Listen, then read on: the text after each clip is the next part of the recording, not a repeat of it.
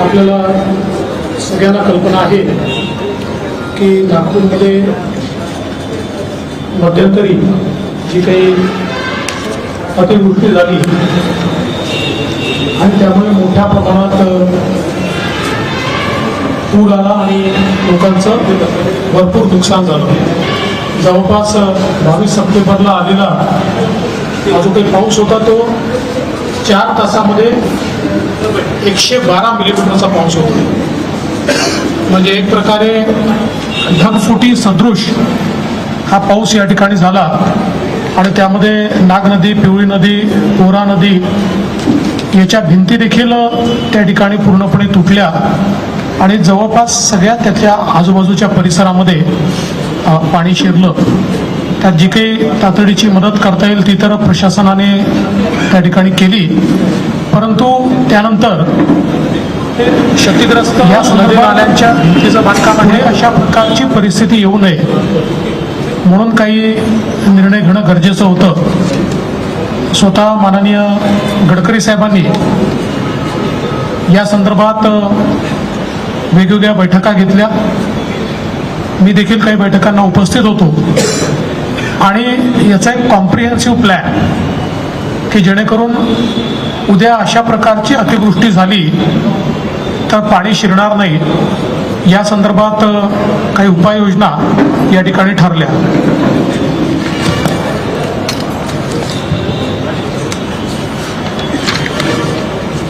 यामध्ये अंबाझरी धरणाचं बळकटीकरण करण्याचा एक निर्णय घेण्यात आलाय, कारण हे 150 वर्ष जुनं अशा प्रकारचं धरण आहे आणि जवळपास 942 मीटर धरणाची लांबी आहे आणि या धरणाला लागून 140 मीटर लांबीचा दगडी सांडवा बांधण्यात आला आहे. तर याच्यामध्ये आता ज्या काही जीर्ण भिंती आहेत त्याला कॉन्क्रीटचं जॅकेटिंग करण्याचा निर्णय घेण्यात आला आहे. खालच्या बाजूला RCC रिटेनिंग वॉल ही तयार करण्यात येणार आहे आणि त्याच्या सुरक्षिततेच्या दृष्टीने जवळपास 21 कोटी रुपयाच्या प्रस्तावाला पाटबंधारे विभागाच्या माध्यमातून हे काम केलं जाणार आहे. त्याला पाटबंधारे विभागाने मान्यता दिली आहे आणि पाटबंधारे विभागच हे काम करेल. त्यासोबत जे काही माती धरण आहे त्याचं क्रॉस सेक्शन दुरुस्ती आणि दगडी पिचिंगची कामं करण्यात येणार आहे. त्यात जो काही धरणाच्या खालील बाजूला एक ड्रेन तयार करण्यात येणार आहे आणि जवळपास 11 कोटी रुपये याकरता खर्च करण्यात येणार असून धरणाच्या पातळीपासनं 100 मीटरपर्यंत कोणताही अडथळा निर्माण होणार नाही आणि प्रवाह सुरळीत चालेल अशा दृष्टीनं पाण्याचा जो विसर्ग आहे याचं पूर्ण हायड्रॉलिक कॅल्क्युलेशन करण्यात आलेलं आहे आणि त्या कॅल्क्युलेशनच्या अनुसार हे काम केलं जाणार आहे. कारण आपल्याला कल्पना आहे, आपल्यापैकी सगळेच आपण स्पॉटवर जाऊन आला आहात, तर त्यात असं लक्षात आलं की काही भिंतींनी वगैरे जो प्रवाह आहे हा प्रवाह अडल्यामुळे देखील मोठ्या प्रमाणात तिथल्या कॉलनीजमध्ये हे पाणी शिरलं आणि म्हणून त्या दृष्टीने हा 100 मीटरपर्यंतचा पूर्ण प्रवाह सलग निघाला पाहिजे अशा प्रकारचा प्रयत्न या माध्यमातून केला जाणार आहे.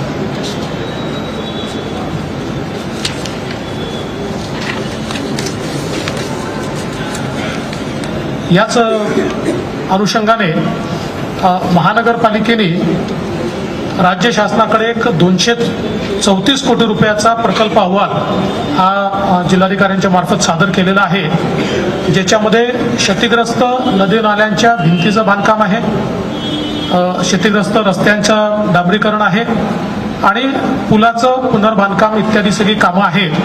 तर याला देखील राज्य सरकार प्राधान्याने निधी उपलब्ध करून देते आणि या माध्यमातून हे जे काही 234 कोटीची कामं आहेत ती आपण हातात घेणार आहोत. नदीचा जो प्रवाह आहे तो सुरळीत करण्याच्या दृष्टीने देखील साधारणपणे नदीची वहन क्षमता जी आहे ती वाढवावी लागणार आहे आणि त्याकरता अंबाझरी ओव्हरफ्लो पॉईंटपासून पंचशील सिनेमापर्यंत जवळपास 4.80 किलोमीटर म्हणजे 5 किलोमीटर नदीच्या पात्राचं 1 ते 1.5 मीटर हे खोलीकरण करण्यात येणार आहे. याच्यामुळे जी काही नदीची कॅरिंग कॅपॅसिटी आहे ही कॅरिंग कॅपॅसिटी देखील मोठ्या प्रमाणात वाढेल आणि अशा प्रकारे जर एखाद वेळेस मोठ्या प्रमाणात पाऊस झाला तर हे जे पाणी आउटफ्लँक होतं किंवा वेगवेगळ्या लोकांकडे घुसतं, त्याऐवजी ते त्या फ्लोमधनं बाहेर काढता येईल.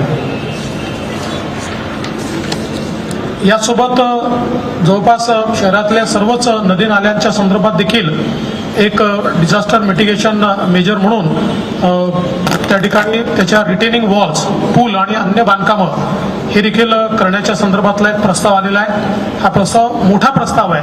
हा टप्प्याटप्प्याने या ठिकाणी हातात घेण्यात येईल आणि त्याला देखील एक तत्वता मान्यता सुरुवातीला देण्यात येईल आणि त्याच्यानंतर याला देखील बजेटमधनं टप्प्याटप्प्याने पैसे देऊन हे काम देखील निश्चितपणे या ठिकाणी करण्यात येणार आहे. यासोबत आपल्याला कल्पना आहे की जे काही त्या ठिकाणी आपल्या NITचं जे स्केटिंग रिंक आहे, या आपल्याला आपण बघितलं आहे त्या स्केटिंग रिंकचं पार्किंग जे आहे, या पार्किंगमुळे देखील मोठ्या प्रमाणात पाणी अडल्याची घटना आपण बघितलेली आहे.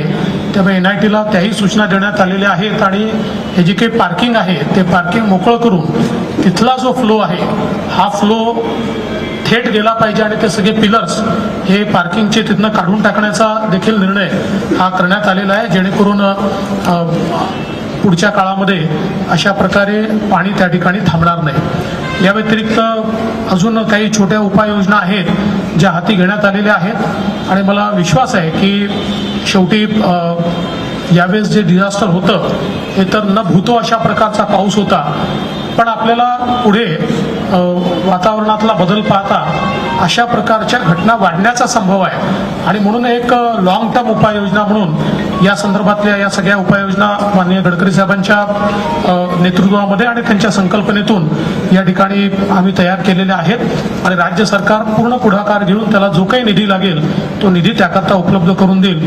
मी माननीय गडकरी साहेबांना विनंती करतो की त्यांनी या संदर्भात माहिती द्यावी. जवळपास ज्या महत्त्वाच्या सूचना आहेत त्या मुख्यमंत्र्यांनी आपल्यासमोर मांडलेल्या आहेत. यामध्ये जो पूल आहे त्या पुलामध्ये आता जसा हा टेबल आहे, इकडे एक पिलर आहे आणि इकडे एक पिलर आहे, तर याच्यातून मधून नदी वाहते. तर नाग नदीवर जे पुलं तयार झाले त्याच्यात मध्ये मध्ये पिलर आहेत. हा PWDचा पूल मोठा करून त्याची खालून फ्लो वाहता येईल, जेणेकरून या मधले पिलर आडवे येणार नाही अशा प्रकारे डिझाईन करून त्याचं बांधणी. आणि याच्या अनुषंगाने आता असे पुलं विशेषतः गांधीनगरकडे जाताना एक पूल आहे त्याच्यातही तो प्रॉब्लेम म्हणजे पाणी अडतं. हा 85 पर्यंत जेवढे पूल आहेत ते सगळे दुरुस्त करण्यात येईल. दुसरा मुद्दा जे आपला अंबाझरीचा जिथून फ्लो होतो तिथे ऑटोमॅटिक गेट बसवणार आहे 4 करोड रुपयाचे आणि त्याच्यातून जेणेकरून आधीपासूनच जेव्हा पाऊस येईल त्यातला प्रवाह कंट्रोल करण्याचा प्रयत्न म्हणजे एकदम अचानक असं होणार नाही. त्यामुळे आपण ते गेट खाली जाऊन परिस्थिती बघून आपल्याला हळूहळू फ्लो सोडता येईल. त्यामुळे अचानक जे संकट आलं तेव्हा तेवढं टेक्निकलरित्या त्याचा अभ्यास केला गेला. अंबाझरी तलावाचं जे पाणी आहे ते CRF कॅम्पमध्ये जातं, SRP कॅम्प जयताळला. तर त्याच्यामध्ये MIDCने हे पाणी काही वापरावं, काही आपल्या जयताळ्याच्या कॅम्पमध्ये कॅपॅसिटी वाढवून जर गृह विभागाची परवानगी मिळाली तर जयताळ्याच्या भागाला मोठ्या प्रमाणावर डेव्हलपमेंट होते. अंबाझरीतलं पाणी त्या SRP कॅम्पमध्ये शुद्ध करून ते पाणी अजून काही भागामध्ये देता येईल वापरण्याकरता, त्याच्यावर चर्चा सुरू आहे. त्या काळामध्ये अंबाझरी तलावापासून एम्प्रेसपर्यंत एक पाईपलाईन आली, ती कोणालाच माहिती नाही. सगळे सांगतात की कशी आहे काय ही माहिती नाही. एक सुझाव असा आला होता की ते शुक्रवार तलाव भरण्याकरता याचं पाणी वापरावं, पण त्याचे अजून काही पूर्ण एवढं सगळं चेकिंग करणं याचे काही पुरावे मिळालेले नाही. यामध्ये ठिकठिकाणी जो प्रवाह अडत होता त्याच्यामध्ये जे पुलांचे डिझाईन्स आहेत ते नवीन करणं आहे तेथील. दुसरी गोष्ट नदीला खोलीकरण, आपल्या या नागदीला खोलीकरण करणं. तिचा बऱ्याच दिवसात कचरा जे झाला त्याच्यातून 1 मीटर असं म्हटलं आहे. माझा अंदाज आहे की त्याच्यामध्ये 1 मीटर गाळ असावा. तो सगळा गाळ बाहेर काढल्यामुळे त्याची कॅपॅसिटी वाढेल. दुसरं 2400 कोटी रुपयाचा नाग नदीचा प्रकल्प जायकाबरोबर मंजूर झालेला आहे. त्यामुळे आता हा प्रकल्प आणि तो प्रकल्प काम करण्याच्या आधी दोन्ही प्रकल्पाबद्दल कमिशनर साहेबांकडे बसून मग त्याच्यात कुठे ओव्हरलॅपिंग होणार नाही आणि टेक्निकल प्रॉब्लेम होणार नाही तपासून मग हे काम करू. याच्यामध्ये महाराष्ट्र सरकारचं जे डिझास्टर डिपार्टमेंट आहे त्याच्याकडे कलेक्टर साहेबांकडनं नाग नदीच्या बरोबर पिवळी नदी आहे, बाकीचे नाले आहे, या नागपुरातले ज्याच्यामुळे खूप नुकसान झालं त्याच्याही बाबतीत अभ्यासक्रम एक पाठवलेला आहे. यावेळी हे सगळे नाले खोलीकरण, त्याची दगडाची उत्तम भिंत, चांगल्या क्वालिटीची बांधणं, खाली कॉन्क्रिटिंग करणं, जेणेकरून दरवर्षी जे पावसाळ्यात पाणी शिरतं आणि ज्याच्यामुळे नुकसान होतं, आमच्या सगळ्यांनी जेव्हा टेक्निकल लोकांनी विचार केला तेव्हा साधारणतः या सगळ्या उपाययोजनामधून हे या योजना झाल्या तर हा जो यावेळी जे संकट आलं असं संकट येणार नाही. पण यावेळी जे 112 mm पाणी पडलं हा एक रेकॉर्ड आहे. अशी स्थिती जुन्या काळामध्ये जो रेकॉर्ड आहे त्याच्यामध्ये 112 mm कधीच नव्हतं. ढगफुटी आणि याच्यापर्यंत झालं रात्रभरामध्ये, त्यामुळे मोठ्या प्रमाणात आलं.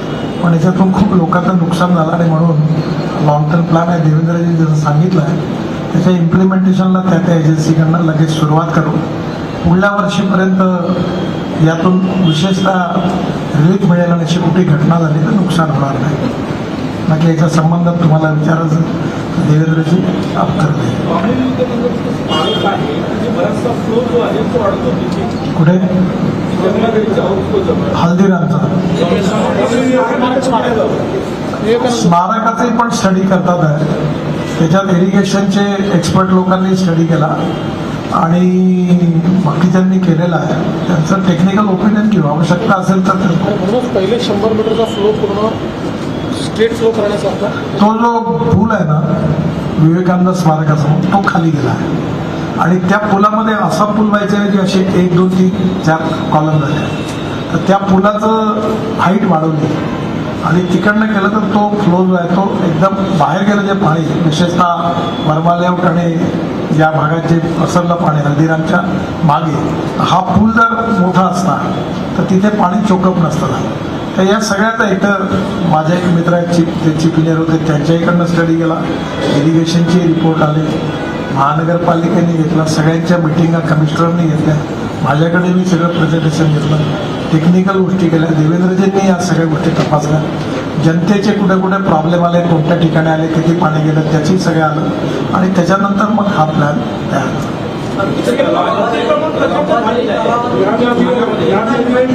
एक जण विचारा. तलावाच्या वर आणि तलावाच्या आतमध्ये, हो ते तलाव नाग नदीच्या आतमध्ये आणि नाग नदीच्या बाजूला जर अतिक्रमण असेल तर ते काढले जाते. कोणाचंही असो त्याच्यात जर आता टेक्निकली जेव्हा रिपोर्ट तयार होईल, नाग नदीचा प्रवाह आणि त्याच्या बाजूच्या भिंती बांधताना जर कुठे अतिक्रमण आढळलं तर काढ. तलावामध्ये सांडपाणी येते आणि केमिकल रहित पाणी येते, हे सुद्धा आहे. यामध्ये सुधारणा होईल नाही, तो याच्यातला भाग नाही आहे. विशेषतः याचा प्रश्न हा आहे, खरी गोष्ट आहे. पण वाढीव शहराकरता जे सांडपाणी आहे जे लोक सोडून देतात त्याच्याकरता त्यांच्याकरता स्कीम तयार केल्यावर मग ते पाणी येणं ऑलरेडी आता केली आणि त्याला बहुतेक केली आहे. समीर मेघेने जलपर्णी वनस्पती खूप मोठ्या प्रमाणात वाढली. नाही, आता आपण जेव्हा हे सगळं काम करू त्यावेळेस त्याचा देखील विचार करणार आहोत. दुसरं नितीनजींनी एक सुचवलं आहे ज्याचा अभ्यास चाललेला आहे की साधारणपणे या तलावाची कॅपॅसिटी देखील थोडी कशी वाढवता येईल. कारण हा तलाव अशा प्रकारचा आहे की याचा सगळ्या पाण्याचा फ्लो हा, कारण हा शेवटी नाग नदीवर एक बांध आहे, त्यामुळे ते पाणी अडवलेलं आहे नाग नदीचं. त्यामुळे त्याची रचना अशी आहे की सगळं प्रेशर हे एका बाजूलाच राहतं त्याचं. तर त्याची मागच्या बाजूला काही कॅरिंग कॅपॅसिटी वाढवता येईल का याचा देखील प्रयत्न चालला आहे. ब्रिज पडला नॅशनल हायवेचा, एक ब्रिज पडला आहे, त्या ब्रिजचं काम किंवा एक पार्ट पडला पाहिजे. सगळं नवीन तो नॅशनल हायवेचा ब्रिज नॅशनल हायवेकडून पूर्णपणे, जसं मी मगाशी तुम्हाला तिथेही प्रॉब्लेम आहे, त्या ब्रिजच्या खाली मी डोकावून बघितलं तिथेही पण ते असेच पिलरमध्ये केले. ही जुनी सिस्टीम होती. आता काय झालं, एक एन्फोर्समेंट कॉन्क्रीट आला आहे नवीन मलेशियातून, त्याच्यामध्ये आपण 120 मीटरपर्यंत मध्ये पिलर करायची गरज, असे मध्ये मध्ये पिलर येतात ना, हा जो वरचा बीम आहे हा स्टील फायबरमध्ये कास्ट करतात.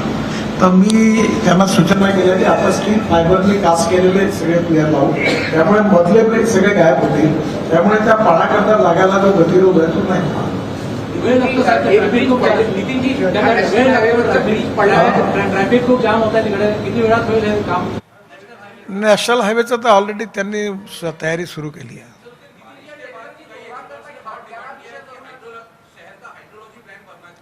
सर एक आप समझ लो, ये प्रॉब्लम ऐसा है कि 112 mm पानी आज तक नागपुर के इतिहास में नहीं आया. ये बात आज तक जो कुछ 112 mm और 3-4 घंटे में है, तो ये इतना मैंने तो भी अभी मैं जन्म में देखा नहीं है. आप में से भी किसी को पता होगा. अभी ये ऐसा संकट है कि वो मैं कोई हमारी जिम्मेदारी किसी ऊपर ढकेलना नहीं चाहते हम लोग. हम तो यही समझते कि हमारी जिम्मेदारी हम इसको रिजॉल्व करें, पर बेसिकली ये ऐसे कभी होता नहीं. तो इसलिए ये समझते हुए कि ऐसा कभी आगे होगा, ये समझ कर ये सब उपाय योजना की है.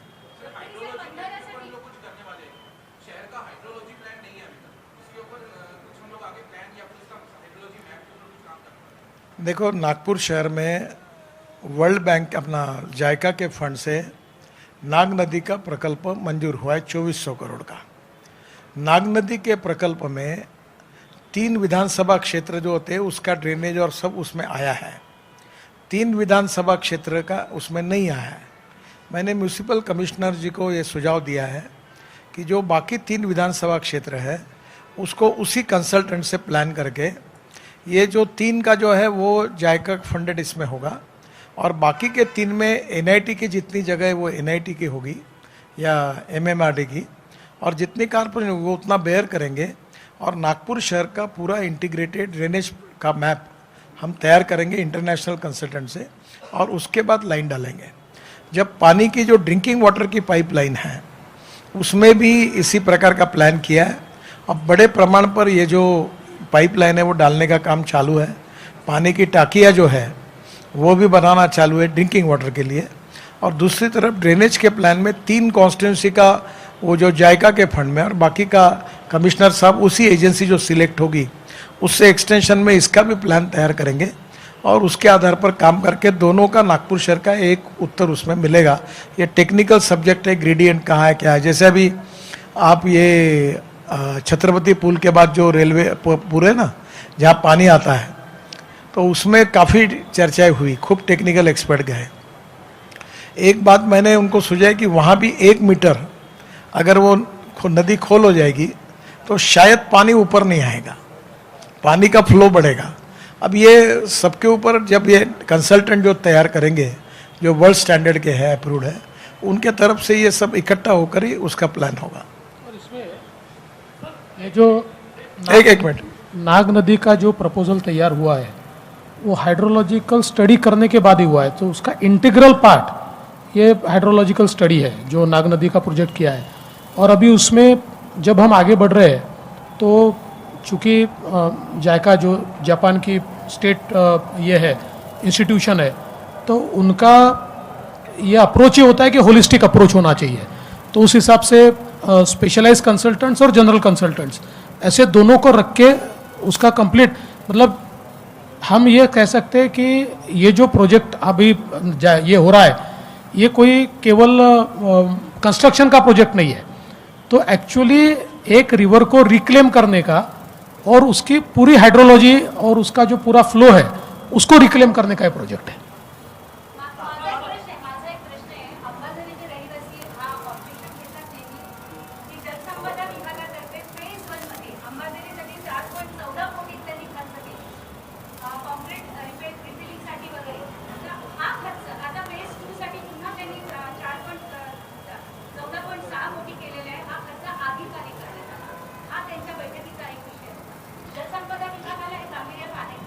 असं आहे की आता हे जे काही काम आपण करतोय, परवा जे डिझास्टर झालं त्याच्याशी त्याचा थेट संबंध येत नाही. हे आपण मजबूतीकरण करतोय, कारण 150 वर्ष जुनं हे धरण आहे आणि त्याच्यामुळे उद्याला याच्यापेक्षा समजा एक अफवा उठली होती की त्याची जी काही भिंत आहे धरणाची त्याला क्रॅक गेली आहे, काही गेली नव्हती. पण आपल्याही लक्षात आलं की 150 वर्ष जुनं धरण आहे, वेगवेगळ्या वेळी काही पिचिंग केलं आहे, काही त्याला थोडं सुधारणा केली आहे, पण याचा एक आपल्याला होलिस्टिक व्ह्यू घेतला पाहिजे. आणि म्हणून याचं एक ज्याला आपण मिटिगेशन मेजर म्हणून म्हणतो, म्हणजे पूर्व तयारी म्हणून म्हणतो, तशा प्रकारे हे काम आपण करतोय. एक याच्यातला महत्त्वाचा विषय आहे, जलसंपदा विभागाचा याच्यात काही दोष नाही.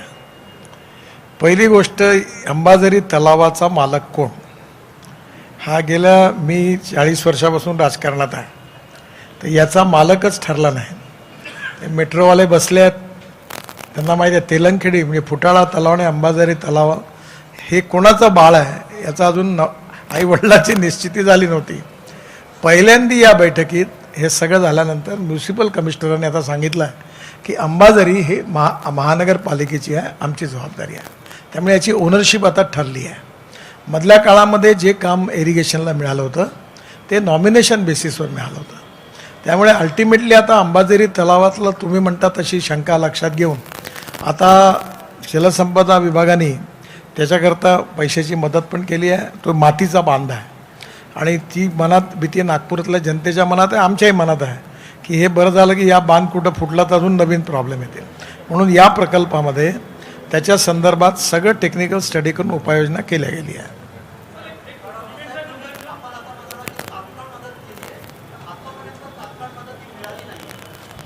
तपासून बघू, जर नसेल मिळाली तर नक्की देतील.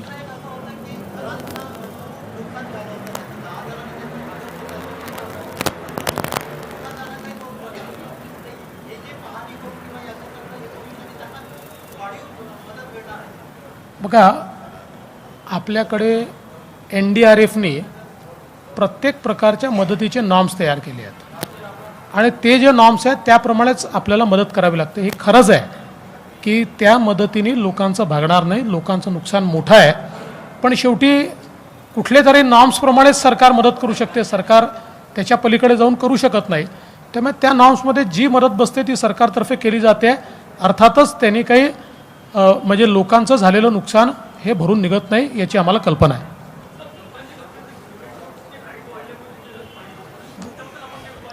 अरे कोणी काही बोलते ते आम्ही उत्तर द्यायचे का? कोणी तर एकाने काढलं की सिमेंट कॉन्क्रीट रोड आला 112-14 mm पाणी का सिमेंट कॉन्क्रीट रोडने बोलवलं का भरतो, इधर आओ नीचे आओ.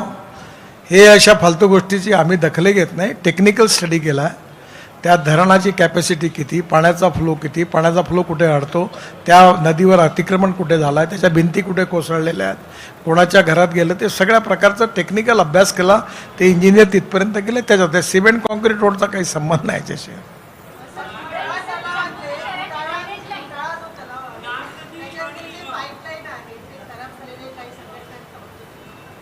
फुटाळा तलावातल्या पाईपलाईन नाही खराब झाल्या, नाही तो वेगळा विषय, त्याच्यावर वेगळी प्रेस कॉन्फरन्स घ्या, मी सांगेन समजा टेक्निकल. तुम्ही कधी विमानातून अंबाझरी तलाव बघितला आहे का? मी बघितला. मी तुम्हाला सांगतो काय आहे. अंबाझरी तलावाचा जेवढा एरिया आहे त्यापैकी फक्त 20 ते 25% क्षेत्रात पाणी आहे, 75% रिकामा आहे.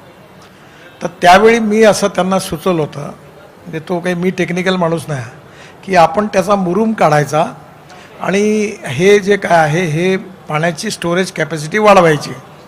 ती जर वाढली तर मग पाणी हे ओव्हरफ्लोच होणार नाही आणि पाणी स्टोअर होईल आणि ते पाणी आपण दरवर्षी CRF कॅम्पला आणि जैताळ्याच्या भागातून जे नागपूर वापरण्याचं पाणी म्हणून द्यायचं.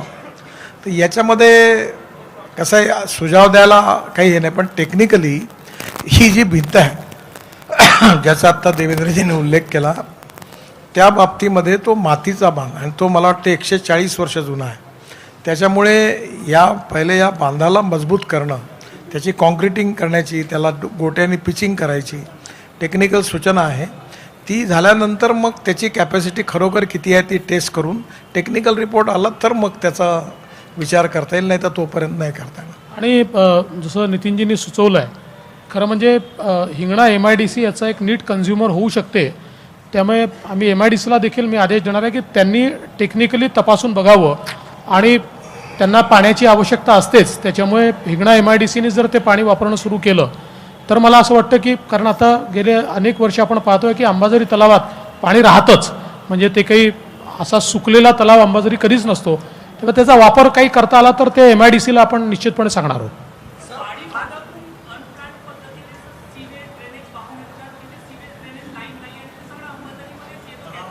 ते सांगितलं ना, वाढीचा प्लॅन तयार करून, जसं उपमुख्यमंत्र्यांनी सांगितलं की तो मंजूर झालेला आहे.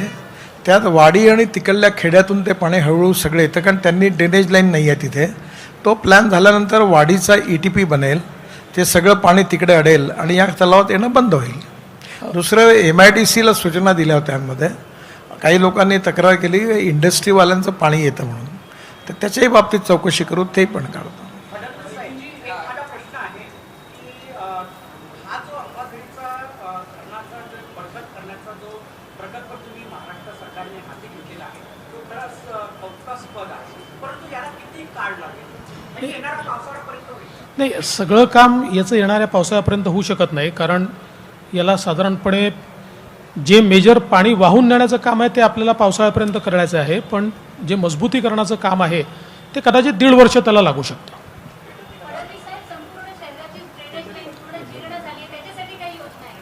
अहो, तुम्ही ऐकलं नाही का? मी सांगितलं ना तुम्हाला की जायकाच्या याच्यामध्ये 2400 कोटी रुपयाचा प्रोजेक्ट सँक्शन झाला. त्याच्यामध्ये नागपूरच्या 3 विधानसभा क्षेत्राचं ड्रेनेजच्या सगळं काम त्यात आलं. 3 विधानसभा सुटल्या. त्या 3 विधानसभा क्षेत्रात NITचा एरिया आहे आणि महानगरपालिकेचा एरिया आहे. जो कन्सल्टंट पक्का होईल त्याच्याकडनं या 3 विधानसभेचं करून इंटिग्रेटेड प्रोजेक्ट करू. या 3 क्षेत्रात जे लागेल त्याचा खर्च NIT आणि महानगरपालिका वाटून घेईल आणि 3 मधला जो आहे तो जायकातून करून पूर्ण नागपूर शहराचा इंटिग्रेटेड ड्रेनेजचा प्लॅन होईल. दुसरं, कलेक्टर साहेबांनी या शहरातल्या अन्य पिवळी नदी वगैरे जे सगळे नाले आहेत त्या सगळ्या नाल्यांच्या बाबतीतही तयार करून तेही 280 कोटीचं प्रपोजल पाठवलं आहे. ते खोलीकरण करू, दोन्ही बाजूनी बांधू आणि एकंदरीत या विषयावर पहिल्यांदा एवढ्या खोलात लक्ष दिलं गेलं आहे. नक्की त्याच्यातून हा जो प्रॉब्लेम आता झाला, आजच्या याचा विषय हाच आहे की पुढल्या वर्षी कमीत कमी जेवढी कामं आज आपण करतो आहे त्यातून कुठली परिस्थिती आली तरी पाणी एकाच्याही घरात शिरणार नाही अंबाझरीचं. बाकीच्या ठिकाणी पण आपण काम करतो आहे, तो त्या दृष्टीनेच हा प्लॅन आहे. चला, ठीक आहे, धन्यवाद. वर्धा मार्गावरील ब्रिज देवानी पडला, पण ग्रंथालयाच्या विद्यापीठ ग्रंथालयाच्या बाजूला जो ब्रिज आहे त्याचं 2 वर्ष झाले काम सुरू आहे. प्रचंड मनस्ताप सर्वसामान्य लोकांना होतो. रामदासपेठ ते खरोखर हे यांचं म्हणणं बरं. हां,